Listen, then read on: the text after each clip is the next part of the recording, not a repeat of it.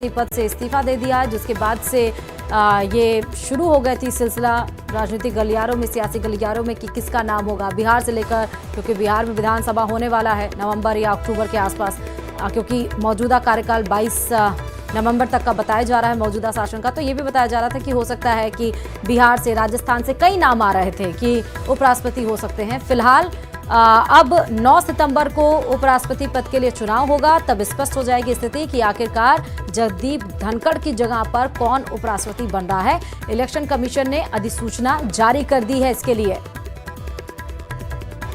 तो 9 सितंबर को उपराष्ट्रपति का अब चुनाव होगा, इसके लिए इलेक्शन कमीशन ने, चुनाव आयोग ने ये अधिसूचना जारी कर दी है। बड़ी खबर इस वक्त की आपको बता रहे हैं। अचानक से आपने देखा जब मॉनसून सत्र शुरू हुआ और उसके बाद से उपराष्ट्रपति ने पूर्व उपराष्ट्रपति ने अपने पद से इस्तीफा दिया, जिसके बाद से जो विपक्ष है वो तमाम सवाल उठाने लगे कि आखिर ऐसा क्या हुआ कि जिसको लेकर पूर्व उपराष्ट्रपति जगदीप धनखड़ को इस्तीफा देना पड़ा। तमाम तरह के आपने देखे कि प्रश्न उठाए गए, तमाम तरह के आरोप लगाए गए मौजूदा सरकार के ऊपर।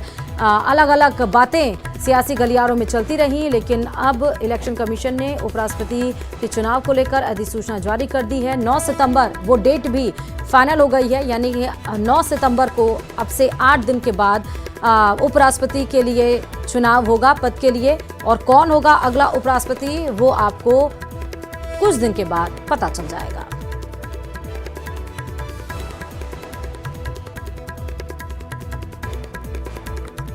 ज्यादा जानकारी के साथ संवाददाता विनीत इस खबर पर जुड़ चुके हैं।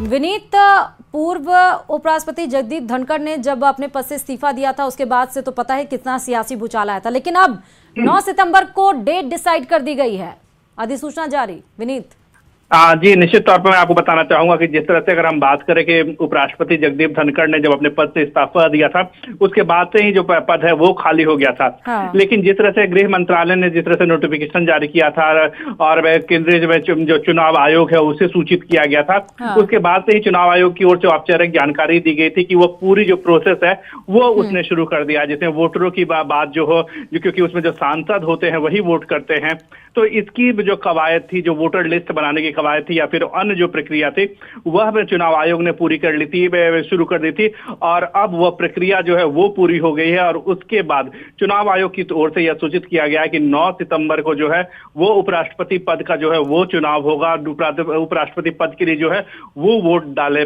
जाएंगे। इससे पहले जो है वो नॉमिनेशन होगा, जिसमें जो सत्ता पक्ष की ओर से है वो उम्मीदवार उतारे जाएंगे। हालांकि में सत्ता पक्ष की ओर से यह कोशिश की जाती है कि उपराष्ट्रपति का जो चुनाव हो वह निर्विरोध हो, लेकिन निश्चित तौर पर विपक्ष जो है वह भी अपना उम्मीदवार जो है वो उतारेगा।